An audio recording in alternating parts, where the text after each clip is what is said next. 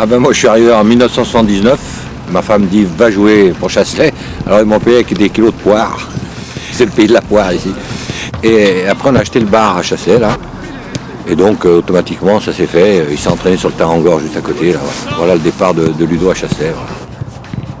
J'ai commencé là et j'avais promis à Gérard Leroy de terminer là, donc malheureusement il est parti avant l'heure, mais j'espère qu'il est fier de nous et que justement tout ce qu'on fait, d'en haut il nous regarde et en tout cas on se bat pour lui, on se bat pour tous ces bénévoles depuis 35 ans que je les connais, donc ils m'ont vu grandir, m'ont vu naître, il y en a m'ont vu naître, donc voilà, donc c'est un club qui me tient vraiment à cœur. Et voilà, tant que j'aurai cette passion et pas de soucis physiques, je continuerai à jouer.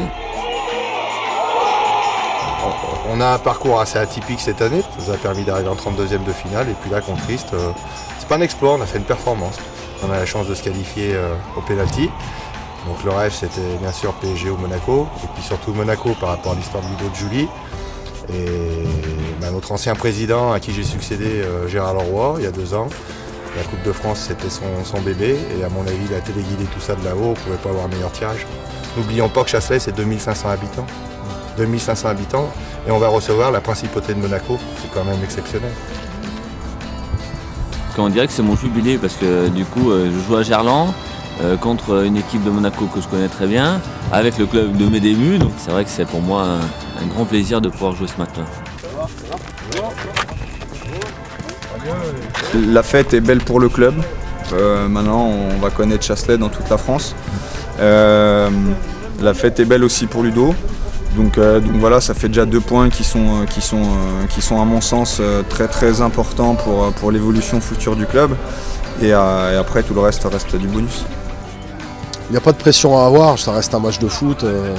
Je ne vais pas préparer ce match-là pour me dire qu'on va le perdre. On va faire avec nos armes. Je vais leur dire ce que j'ai dit avant lui. J'ai dit si vous respectez l'organisation, si vous voulez faire les efforts les uns pour les autres, si vous faites preuve de solidarité, qui en plus individuellement vous y ajoutez vos qualités, je pense qu'on va avoir de grandes chances de se qualifier. Voilà, c'est ce que je leur ai dit. Ça n'a pas duré longtemps, la causerie. L'organisation, ils la connaissaient. Des fois, il faut pas parler beaucoup, mais parler peu et que ça soit efficace.